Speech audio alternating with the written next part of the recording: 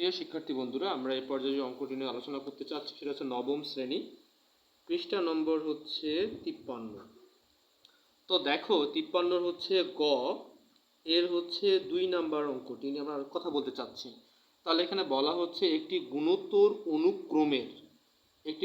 অনুক্রমের A4, তার মানে হচ্ছে চতুর্থ পদ A4 ইকুয়াল যদি কত হয় যে 8/9 এবং A7 তার মানে হচ্ছে সপ্তম পদ ইকুয়াল কত দেয়া আছে 64/243 হলে A10 ইকুয়াল কত। তাহলে আমরা এই সমস্যাটা নিয়ে কথা বলতে যাচ্ছি। তো এখানে বলাই আছে এটি একটি হচ্ছে গুণোত্তর অনুক্রম।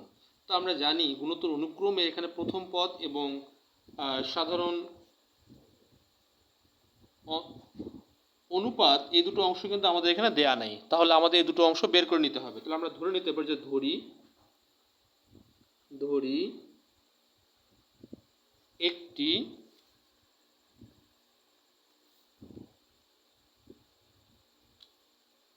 গুণোত্তর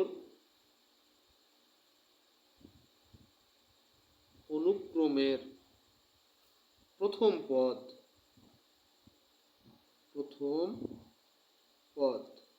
ইকুয়াল হচ্ছে A এবং সাধারণ অনুপাত ইকুয়াল হচ্ছে R। আশা করি আমরা এই পর্যন্ত বুঝতে পারছি। তাহলে আমরা এখানে বুঝতেছি যে A4 তাহলে চতুর্থ পদের কথা নির্দেশ করা হচ্ছে। তাহলে আমরা চাইলে লিখতে পারি যে আমরা জানি, অথবা আমরা শর্ট করতেও পারি, আমরা জানি যে গুণোত্তর অনুক্রমের n-তম পদ, আমরা জানি গুণোত্তর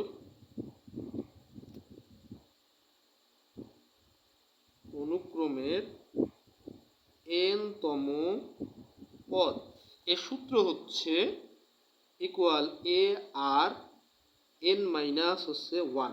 তাহলে এখানে A4 দ্বারা কি বোঝানো হচ্ছে? A4 দ্বারা এখানে বোঝাচ্ছে এটা হচ্ছে চতুর্থ পদ।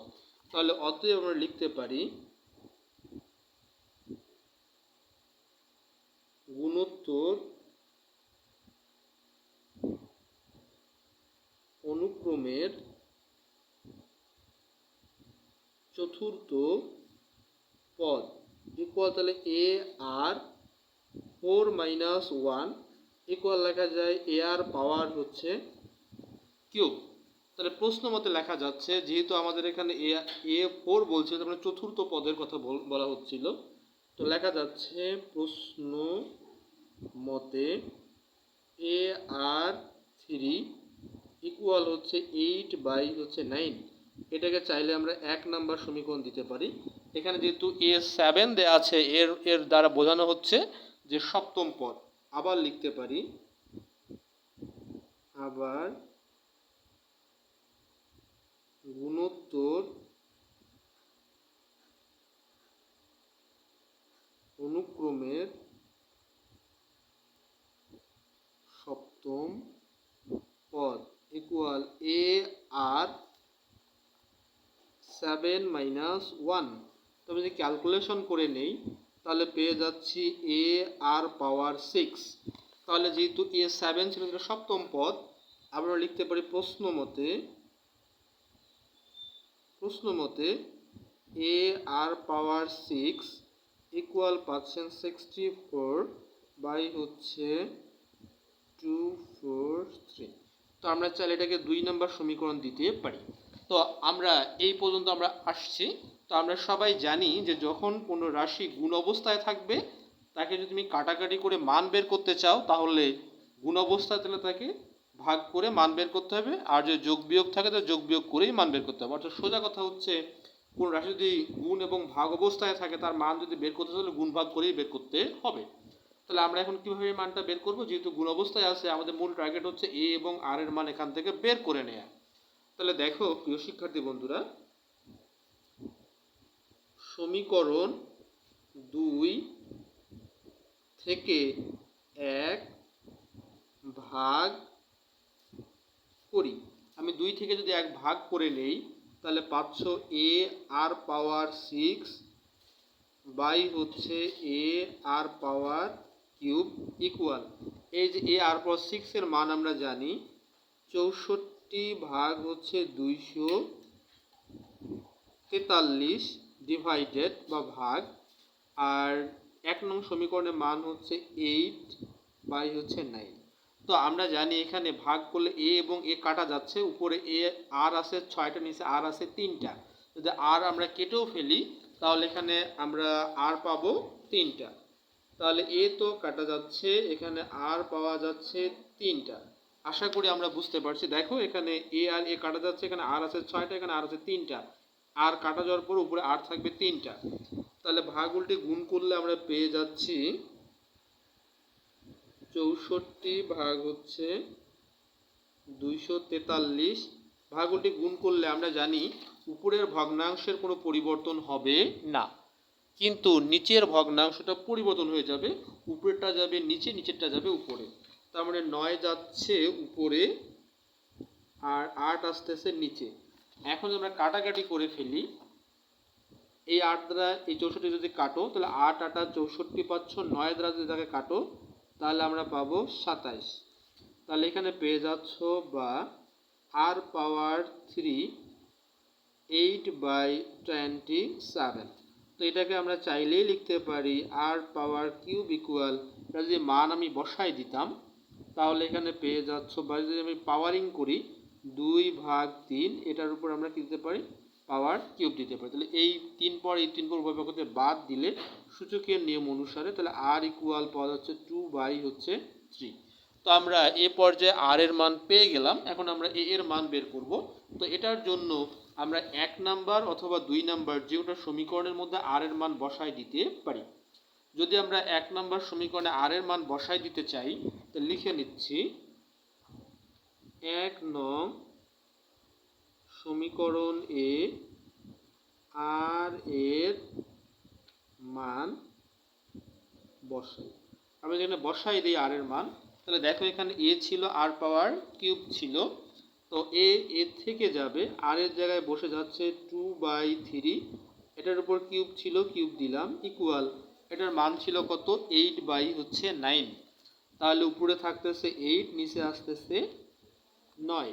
তারপরে যদি ক্যালকুলেশন করে নেই তাহলে এ ইন্টু এই 2 এর উপর কিউব মানে আমরা পাচ্ছি 8 এবং 3 এর উপর কিউব মানে পাচ্ছি আমরা 27 ইকুয়াল পাওয়া যাচ্ছে 8/9। তো আমরা একটু শর্টকাট করে দেখি, এখানে এই 27টা ছিল নিচে, ইকুয়াল ওদিকে যাবে কোথায়, উপরে। আমরা একবারে করতে চাচ্ছি 8/9, পূর্বেই ছিল, লক্ষ্য করো 27 ছিল নিচে, এখন যাবে ইকুয়াল এদিকে আসলে উপরে চলে যাবে, এটা ছিল উপরে, ইকুয়াল এদিকে আসলে আসবে নিচে। তাহলে এই 8 কাটা যাচ্ছে, আমি যেটা সঙ্গে কাটতে চাই, তাহলে আমরা এখানে পেয়ে যাচ্ছি 3। তাহলে অতএব এ ইকুয়াল আমরা পেয়ে যাচ্ছি 3। তো লক্ষ্য করো প্রিয় শিক্ষার্থী বন্ধুরা, আমরা এর মান এবং আর এর মান দুটোই বের করতে পারলাম। তো আমাদের বইয়ে যে কাজটা করতে বলছিল যে A10, তার মানে দশম পদ আমাদের বের করতে বলছিল। তাহলে অতএব গুণোত্তর অনুক্রমটির দশম পদ, তাহলে এ আর পাওয়ার 10 মাইনাস কত 1। তাহলে নিশ্চয়ই আমরা এটা বুঝতে পারতেছি। তো আমরা যখন মানগুলো বসাই দেই তাহলে এ আর পাওয়ার পাচ্ছি আমরা 9। তাহলে আমরা এর মান জানি, এখানে 3 ইন্টু আর এর মান আমরা পেয়ে যাচ্ছি 2/3, পুরোটার উপর পাওয়ার আমরা দিতে পারতেছি 9।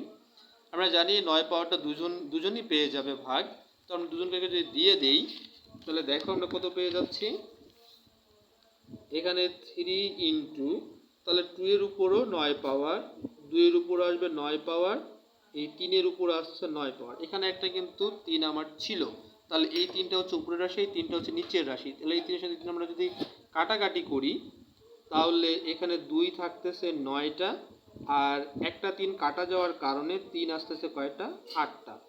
তো আমরা চাইলে এটাকেও অ্যান্সার রাখতে পারি, অথবা তোমরা যদি কেউ মনে করো যে না আমরা এই সূচকীয় মানে রাখতে চাই না একে আমরা মানে বের করতে চাই, তাহলে আমরা চাইলে কিন্তু ক্যালকুলেটর ব্যবহার করে মানটা বের করতে পারি। তো আমরা যদি মানটা দেখতে চাই তাহলে দেখে নাও, ক্যালকুলেটর অন করে 2 দিয়ে আমি যদি 9 দেই তাহলে পেয়ে যাচ্ছি 512। আর নিচেটা যদি আমি ক্যালকুলেশন করে নেই তাহলে আমি যদি 3-এর উপর পাওয়ার 8 দেই তাহলে পেয়ে যাচ্ছি 6561। তাহলে এটাই হচ্ছে আমাদের অ্যান্সার। আমরা উপরটাও অ্যান্সার দিতে পারি, নিচেরটাও অ্যান্সার দিতে পারি।